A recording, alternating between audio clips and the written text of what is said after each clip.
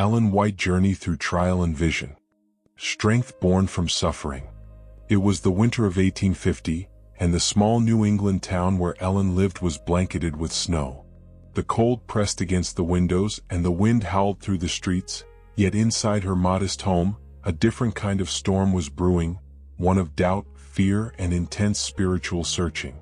Ellen had experienced so much by then: childhood illness, miraculous healing, and visions that had shaped her faith. Yet life continued to test her, sometimes in ways far beyond physical weakness. During this period, Ellen faced personal trials that would have overwhelmed a stronger, less faithful heart. Her family struggled with poverty, the church was divided over doctrinal disagreements, and many of her closest friends doubted the messages she received from God. The burden weighed heavily on her spirit. She spent long nights kneeling in prayer, asking for guidance, protection, and clarity. The cold wooden floor pressed against her knees, and the flickering candlelight threw shadows across her small room, but Ellen's focus was unbroken. One night, in the depth of her prayers, Ellen experienced a vision that would shape her understanding of suffering forever. She later recounted it in her writings with vivid detail. In her vision, she saw herself walking along a narrow path that stretched across mountains and valleys. The sky was stormy, filled with dark clouds and flashes of lightning. As she moved forward, the wind tore at her clothes and rain pelted her face, chilling her to the bone.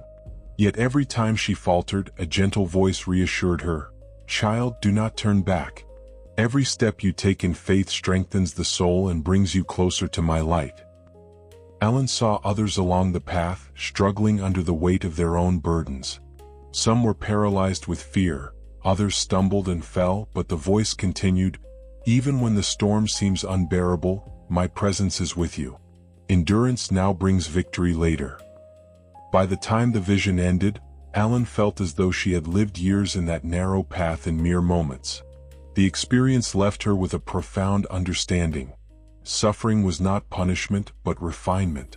Trials were a way to prepare the heart, to deepen trust, and to strengthen the courage needed for the mission God had called her to. In the weeks that followed, Ellen shared the lessons of this vision with her church and friends. She encouraged those who faced adversity not to despair, but to see trials as a means of spiritual growth. "We are not abandoned," she said, "even when the clouds are dark and the winds are strong. God walks with us step by step." This period of personal trial also marked a turning point in Ellen's writing. She began producing longer, more detailed counsels and books, many of which focused on practical guidance for living a godly life amidst hardship. She emphasized perseverance, prayer, and trust in God's providence, lessons drawn directly from her own experiences.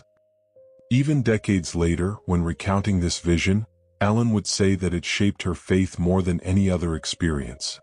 It taught her that divine strength is often revealed in the moments when human strength seems insufficient. And it became a recurring theme throughout her ministry, that hope, courage, and faith are forged in the fire of life's trials, producing a resilience that can inspire countless others. For those who have studied Ellen's life, this vision stands as a testament to the intimate connection between personal suffering and spiritual mission, showing that even in darkness, guidance, clarity, and divine purpose are always within reach for those who remain faithful.